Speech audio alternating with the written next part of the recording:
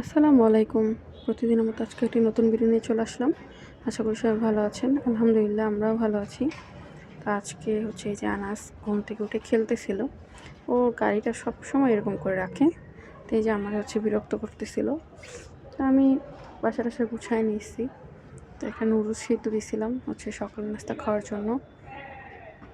ইদানিং ভাত থাকে না, আর ভাত কম করে রান্না করা হইতেছে।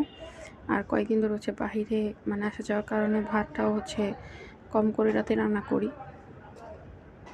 তো এখানে হচ্ছে যে পায়েস রান্না করছিলাম আগের দিন। এই পায়েসটাই হচ্ছে এখন একটু বাটিতে নিয়ে খাইতেছিলাম। রোজ খাওয়া শেষে পরে যে লাল শাকগুলো আগের দিন বাইছা রাখছি, এগুলো হচ্ছে যে পানি ঝরাই নিব। তো আমি হচ্ছে আগে আনাজকে গোসল টোসল করাই নিই, কারণ আজ শীতের সময় হচ্ছে একটার পরই মনে হয় বেলা চলে যায়। তো আগেই ঘুম থেকে উঠে হচ্ছে আগে পানি টানি সিদ্ধ দিয়ে নিই আনাজের জন্য। তারপরে হচ্ছে তরকারি বসাই। তো আনাজকে হচ্ছে পানি গরম করে হচ্ছে গোসল করায় তারপরে হচ্ছে যে আমি রান্না করতেছি।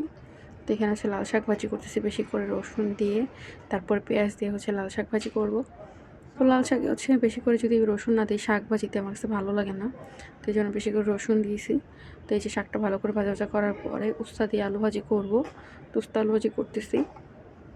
তো আনাস বাবুকে খাওয়াটা নিছি, এখন হচ্ছে সে খেলতেছে, কিন্তু সে যে খুব বিরক্ত করে। ইদানিং বাসায় একাই থাকি আমি আর আনাস তো খুব বিরক্ত করে, এটা স্বাভাবিক, ছোটো মানুষ যেহেতু। তো আমার হচ্ছে রান্না করতে করতে 5টা বেজে গেছে। এখানে হচ্ছে ধনিয়া পাতা ভর্তাটা করব। তো আগে হচ্ছে কাঁচামরিচ, তারপর রসুন, পেঁয়াজ আর ধনিয়া পাতা দিয়ে তেলে নিচ্ছি।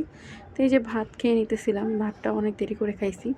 তারপরে হচ্ছে একটু পায়েস আর মিষ্টি খাইলাম। তো এগুলোই হচ্ছে সন্ধ্যা নাস্তা খাইলাম। পরে একটু কফি খাইলাম।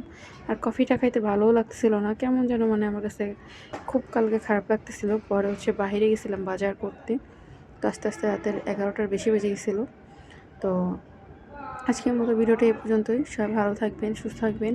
আর যারা এতক্ষণ ভিডিওটা দেখছেন সবাইকে অসংখ্য ধন্যবাদ। আল্লাহ হাফেজ।